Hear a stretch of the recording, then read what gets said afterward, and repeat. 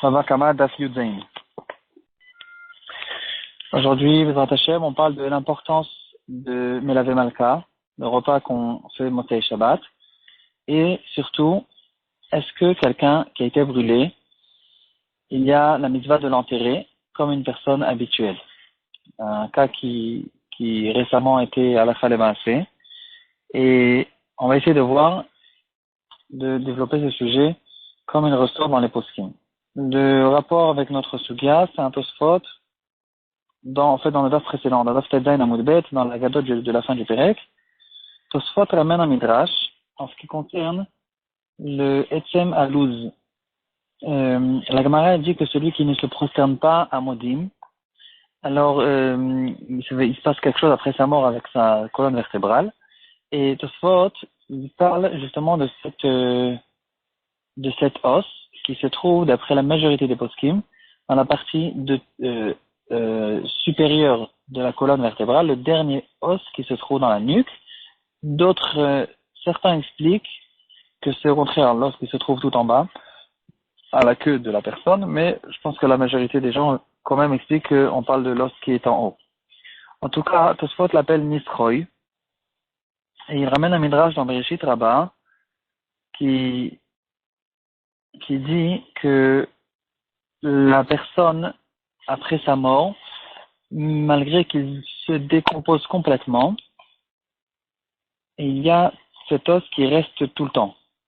C'est un os qui est très très fort, très dur. Il y a un Midrash Rabbah qui raconte l'histoire d'Adrianus Caesar, et qui a essayé de broyer cet os. Il n'a pas réussi. Il a essayé de l'exterminer complètement. Il l'a broyé, il l'a brûlé, il l'a frappé avec un bâton. La table, elle s'est fendue en deux. Le marteau aussi s'est cassé. Et l'os, il est resté. C'est un os qui reste complètement, il reste entier tout le temps. Le Bet Yosef ramène cet os à propos de Melavé Malka.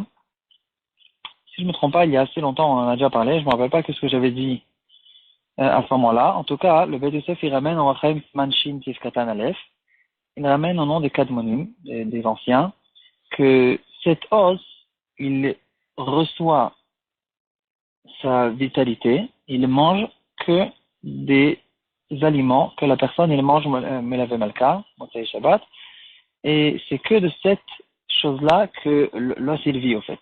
Et c'est de ça qu'il vit. Et d'après ça, continue le Khatam Sofer dans le Shoot, Chelek Bet, Yoredea Semanchina Medzaïn, il dit que c'est ça la raison pour laquelle cet os, il reste même après que la personne se décompose, parce que la raison pour laquelle, à cause de quoi une personne se décompose après la mort, ça fait partie de la klala d'Adam Arishon, que Hachem il lui a dit, à cause du fait qu'il a mangé du Etzadat, Hachem il lui a dit, qui a farata, ben la fartashu, tu retourneras à la terre. Et donc, c'est une des 9 klalotes qu'Adam Arishon il a été maudit. Et donc, cet os, en fait, et non, on sait tous qu'Adam Arishon il a mangé le Etzadat le vendredi. Or, cet os ne reçoit pas de vitalité de n'importe quel aliment qu'on mange tout le temps au courant de toute la semaine. C'est que Motzei Shabbat qui reçoit sa vitalité. Et donc, cet os n'a pas profité à l'alimentation, au manger de Chet Etzadat. Et donc, il est resté comme l'homme était censé être avant, qui n'était pas censé se décomposer. Cet os aussi, c'est la raison pour laquelle il ne se décompose pas. Donc, de cet os, dit le Khatam Sofer, le Kaf HaChaim aussi développe aussi ce sujet. Il dit que dans cet os, il y aura tout le temps une certaine vitalité. Il y a la Neshama qui réside un petit peu encore sur cet os, jusqu'à la Tidavo, jusqu'au moment où va arriver le Triat Hametim. Et de cet os va se recomposer toute la personne. Donc, point de vue halakha, déjà ici on voit l'importance de manger à Melavé Malka. C'est une importance qui arrive jusqu'à Triat Hametim. Dans la halakha, il y a des poskim qui ramènent de cette chose-là, qui est quand même une chose de Haggadah. Ils ramènent une halakha qui concerne justement cette halakha, à savoir est-ce que quelqu'un qui a été brûlé, on a besoin de l'enterrer d'après la halakha. La Gemara dans le Masechet Sukkah Daf Kaf He, elle ramène un avis que le fait que à la Torah nous a donné la mitzvah de Pessar Sheni, quelqu'un qui était tamé pendant le premier Pessar, il a la possibilité, Minatora, de compléter son Pessar 30 jours plus tard. C'est une mitzvah spéciale qui a été donnée grâce à Mishaël et Elsafan, que quand Nadav et Avihu sont morts, et à cause du fait qu'ils sont entrés dans le Kodesh HaKodashim, ils ont fait une Ktoret qui n'avait pas été ordonnée de la faire, et ils sont morts sur place. Et Mishaël et Elsafan qui se sont occupés d'eux pour les enterrer, ils se sont donc rendus tamés, et c'est à cause de eux que la Torah leur a donné, nous a donné en fait la possibilité de Pessar Sheni. La question qui se pose, c'est qu'il y a un mouchoguet dans la Gemara, autre part, dans la Sechet Sanhedrin, comment ils sont morts exactement. Et certains disent qu'ils ont été brûlés complètement. D'autres disent c'est que la neshama intérieure qui a été brûlée, leur corps il est resté extérieurement intact. Et donc, si on dit comme ça, on comprend très bien qu'il y a eu ici l'histoire de Toum'a. Par contre, s'ils ont été brûlés complètement, s'il ne restait rien de leur corps, en fait, c'est comme quelqu'un qui a été brûlé. Et la halakha est tranchée que quelqu'un qui a été brûlé, il n'a pas la Toum'a du Toumatmet.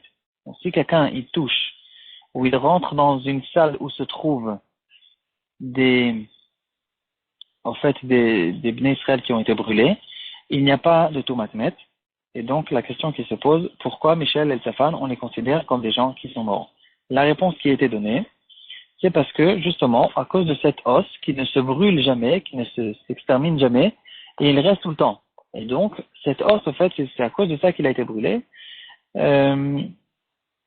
Cette chose-là n'est pas d'après l'avis de Tosfot qui dit sur place, en Masechet Sanhedrin, qu'en fait, tout le squelette est resté de Nadav et Avihu. Et dans ce cas-là, bien sûr qu'il y a une Toumatmet. Donc, en tout cas, même ceux qui disent qu'ils ont été brûlés complètement, puisque cet os reste, il y a donc la Toumatmet. Et de là sortent les poskim, que dans le cas où quelqu'un a été brûlé, il y a la mitzvah de l'enterrer, parce que cet os, il reste tout le temps, et donc on prend la cendre, on l'enterre pour enterrer justement cet os qui est resté intact, et quoi qu'il en soit, bien sûr que le minag, il est d'enterrer les gens, et comme ça, on a l'habitude de faire.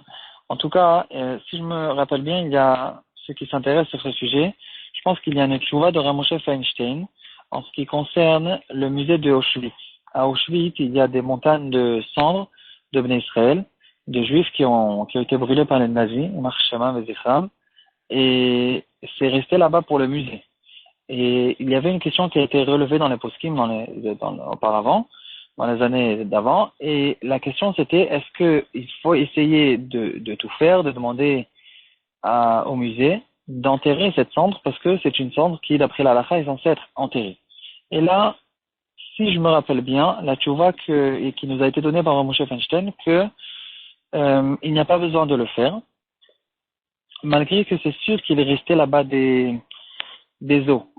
Et malgré aussi qu'à cause de ça, on fait attention que les Kohanim qui viennent visiter le musée, ils ne rentrent pas dans les salles où se trouvent ces cruches, ces montagnes de cendres, à cause de cette chose-là que bien sûr qu'on est chochesh à tout matmet, non seulement à cause de cet os qui reste tout le temps, mais aussi à cause de peut-être il y a des autres os qui n'ont pas été brûlés complètement.